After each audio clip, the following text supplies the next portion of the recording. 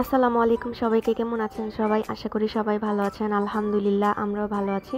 হঠাৎ করে দেখি আনান এক ব্যাগ ভর্তি বাজার নিয়ে আসছে বাসায়। ওকে জিজ্ঞেস করলাম কে পাঠিয়েছে। ও বলল লিজা ভাবির আম্মু ময়মনসিংহ থেকে আমার জন্য সবজি পাঠিয়েছে। এখন সবার মনে কোশ্চেন আসতে পারে লিজা ভাবিকে। লিজা ভাবি হলো আনানের বন্ধু শিবুর ওয়াইফ। ভাবির আম্মা আমার জন্য ময়মনসিংহ থেকে ব্যাগ ভর্তি করে সবজি পাঠিয়েছে। আন্টির সাথে আমার মাঝে মধ্যে ফোনে কথা হয়। তো আমার এই মাসে আন্টির বাসায় ঘুরতে যাওয়ার কথা ছিল, বাট আমি কিছু ব্যস্ততার কারণে যেতে পারি নাই। কিন্তু আমি যেতে পারিনি বলে আন্টি আমার জন্য ব্যাগ ভর্তি করে শীতের সবজি পাঠিয়ে দিয়েছে। আমি তো পুরাই অবাক, আন্টি আমাকে না জানিয়ে এত কিছু পাঠিয়েছে। আর আরও বেশি অবাক আমি এই ভেবে যে শিবু ভাইয়া আর ভাবি এতগুলো সবজি আমার জন্য এত দূর থেকে নিয়ে আসছে। ওনাদের এত আন্তরিকতা ও ভালোবাসা আমাকে পুরোপুরি ইমোশনাল করে দিয়েছে। যাই হোক, কাউকে ধন্যবাদ দিয়ে ছোট করতে চাচ্ছি না। এখানে আমি শাক সবজি ব্যাগ থেকে বের করে নিচ্ছি। আন্টি কতগুলো সবজি পাঠিয়েছে দেখুন, বেগুন, লেবু, পেঁপে, লাউ, সরিষা শাক, মূলা শাক, কচু শাক, আর ওনার নিজের জমির চালও আমার জন্য পাঠিয়ে দিয়েছে। আমি কি বলবো, ভাষা খুঁজে পাচ্ছি না। এত দূর থেকে আন্টি আমার কথা মনে রেখে যে আমার জন্য এত কিছু পাঠিয়েছে, এটাই আমার জন্য অনেক। আমি অল্পতেই অনেক খুশি হই, আর এখানে আন্টির এত এত এত ভালোবাসা পেয়ে আমি অনেক অনেক হ্যাপি। আব্দুল্লাহ এখানে খুব খুশি, ও এত কিছু দেখে জিজ্ঞেস করছে আম্মু এগুলো কে পাঠিয়েছে। আমি বলছিলাম যে তোমার একটা নানু আছে দেশে, উনি পাঠিয়েছে। সবগুলো শাকসবজি আন্টি এত সুন্দর করে ভাগ ভাগ করে প্যাকেট করে দিয়েছে। এই সব সবজি কিন্তু আন্টির নিজের গাছের, আর শাকগুলো হচ্ছে ওনার নিজের জমির।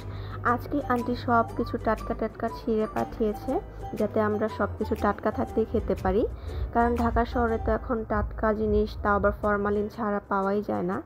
দেশের অর্গানিক শাকসবজি খেতে পারাটাও এখন ঢাকা শহরের মানুষের মধ্যে একটা বিলাসিতা। এই তো আন্টির ক্ষেতের চাল। আমি ওনাকে একদিন বলেছিলাম যে আন্টি আপনার ক্ষেতের চালের খিচুড়ি খুবই মজা, ওই কথা মনে রেখে আন্টি আমার জন্য চালটাও পাঠিয়ে দিয়েছে। এই তো আমরা বসে বসে সব শাকসবজি বেছে নিচ্ছিলাম। আন্টি যেমন সব প্যাকেট করে পাঠিয়েছে, আমিও সব বেছে বেছে সুন্দর করে প্যাকেট করে নিচ্ছি। এখন যদি বেছে না রাখি তাহলে সব কষ্ট বিফলে চলে যাবে আমাদের। আর কোন দিন কোন শাকটা খাবো এটা প্ল্যানিং করে নিচ্ছি। বাই দ্য ওয়ে, আমার একটা ফেসবুক পেজ আছে যেখানে আমি ডেইলি রান্নার ভিডিও দিয়ে থাকি। এইসব শাকসবজি রান্নার ভিডিও আমি আমার ওই পেজে দিয়ে দিব। আর ফেসবুক পেজের লিঙ্কটা ডেসক্রিপশন বক্সে দেওয়া আছে, আপনারা চাইলে ভিডিওগুলো পেজে গিয়ে দেখে নিতে পারেন। আর অবশ্যই আমার পেজটা লাইক অ্যান্ড ফলো করে দিন। আমাদের সব শাক কুটা শেষ হয়ে গিয়েছে। যেটা খাবো সেটা বাইরে রেখে বাকি সবগুলো এখন হচ্ছে ফ্রিজে রেখে দিব। আন্টির মূলা শাকের সাথে এরকম ছোট ছোট অনেকগুলো মূলা আসছে, তো এগুলো আমরা আলাদাভাবে কেটে নিচ্ছিলাম। দেখা যাক এটা দিয়ে কোন রেসিপি বানানো যায়।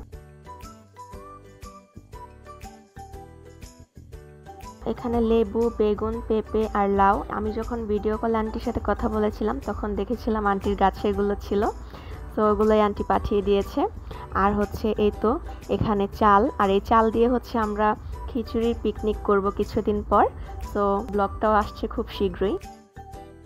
সো শাক বাছতে বাছতে আর সহ্য হলো না, সো কচু শাকটা তাড়াতাড়ি করে ধুয়ে চড়িয়ে দিলাম খাওয়ার জন্য।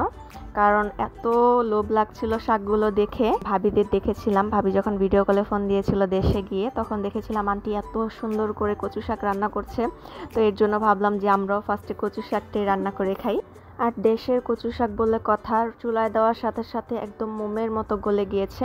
আমার শাশুড়িকে দেখাচ্ছিলাম, জামু দেখো কত সুন্দর। আমরা এমনি ঢাকাতেও আমরা কচু শাক কিনে খাই, কিন্তু এতটা সফট আর নরম হয় না, কিন্তু মানে খুব জলদি নরম হয়ে গিয়েছে। আর কচু শাক রান্না করার সময় আন্টি বলেছিল যে একটু লেবু পাতা দিয়ে দিও, লেবু পাতা দিলে নাকি শাকের স্বাদটা আরও অনেক বেড়ে যায়। এই তো আমাদের কচু শাক রান্না করা হয়ে গিয়েছে। দেখতে যেমন সুন্দর, খেতেও এত মজা হয়েছে। আমার শাশুড়ির লাউ খুবই ফেভারিট, তো উনি লাউ দেখে খুব খুশি হয়ে গিয়েছে।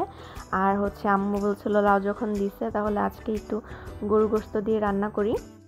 লাউ দিয়ে গরু গোশত দিয়ে রান্না করা শুরু হয়ে গিয়েছে। সো এই রেসিপিটাও ফেসবুকে দেওয়া আছে, যেয়ে দেখে নিতে পারেন।